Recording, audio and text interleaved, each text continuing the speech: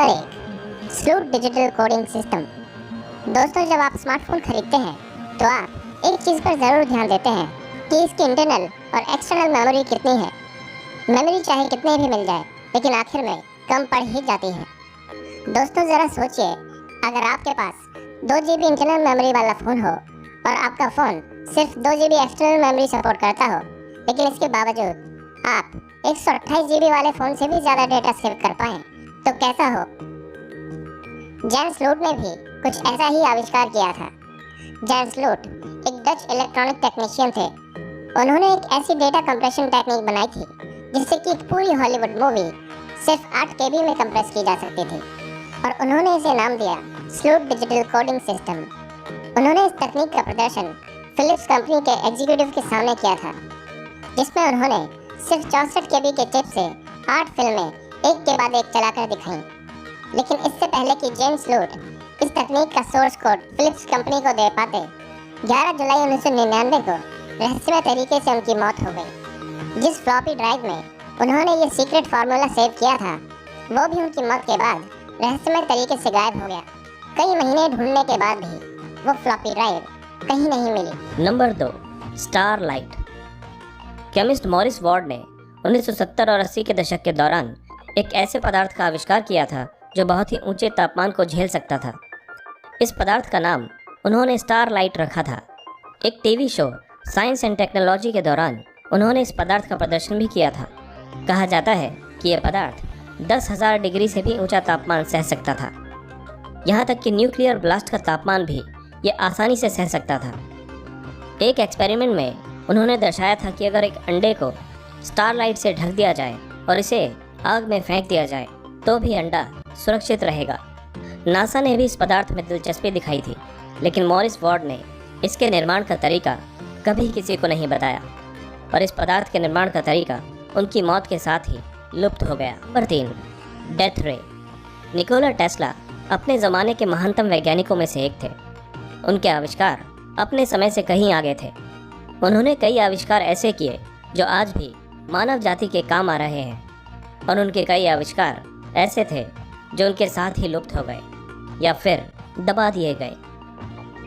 कहा जाता है कि 1930 में पार्टिकल बीम वेपन का आविष्कार किया गया था, जिसे डेथ रे के नाम से भी जाना जाता था।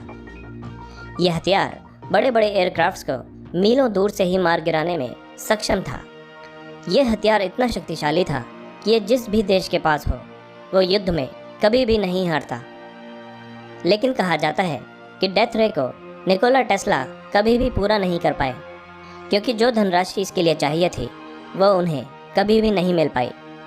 उस समय लोगों का मानना था कि इस तरह का हथियार बनाना संभव नहीं है, इसीलिए कोई भी कंपनी और कोई भी देश इस प्रोजेक्ट पर पैसे लगाने के लिए तैयार नहीं हुआ, और यह आविष्कार टेस्ला की मौत के साथ ही लुप्त हो गया।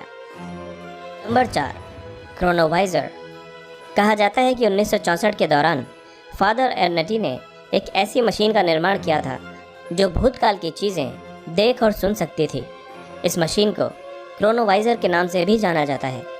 फादर एर्नेटी के मुताबिक ल्यूमिनस एनर्जी और साउंड जब वस्तु से निकलती हैं तो वातावरण में रिकॉर्ड हो जाती हैं, और क्रोनोवाइजर के इस्तेमाल से इस एनर्जी के द्वारा हम भूतकाल की चीज़ें देख और सुन सकते हैं। उनका कहना है कि इस मशीन की स्क्रीन से उन्होंने भूतकाल के कई क्षणों को देखा था, जिसमें उन्होंने जीसस का क्रूसिफिक्शन भी देखा था। अपने अंतिम क्षणों के दौरान फादर एर्नेटी ने उन सब लोगों से मुलाकात की जिन्होंने इस मशीन को बनाने में उनकी मदद की थी, और इस मुलाकात के बाद इस मशीन को नष्ट कर दिया गया। Number 5, cloud buster.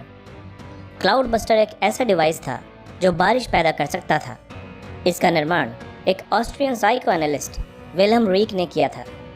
यह डिवाइस बारिश के प्रति वातावरण में मौजूद एक एनर्जी को मैनिपुलेट करता था, और इस एनर्जी को विल्हेम रीक ने आर्गोन एनर्जी का नाम दिया था।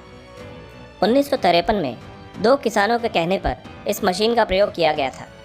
सूत्रों के मुताबिक 6 जुलाई 1953 को विल्हेम रीक ने सुबह के समय क्लाउड बस्टर का इस्तेमाल किया था, और शाम तक बारिश शुरू हो गई। 1953 के बाद उन्होंने ये प्रयोग फिर कभी नहीं किया। उस समय उनके आविष्कारों और क्लाउड बस्टर को गैरकानूनी करार दिया गया, और उन्हें गिरफ्तार कर लिया गया। बाद में जेल में ही उनकी मौत हो गई। कई लोगों का मानना है कि डॉक्टर विलियम रीक के इस आविष्कार से किसानों को काफ़ी मदद मिलती और अनाज की पैदावार भी बढ़ जाती। लेकिन कई अमीर देश ऐसा नहीं चाहते थे, क्योंकि अगर ऐसा हो जाता तो गरीब देशों से उनका नियंत्रण हट जाता, और इसलिए उन्होंने डॉक्टर विलियम रीक को कैद कर लिया और उनके आविष्कार को नष्ट कर दिया।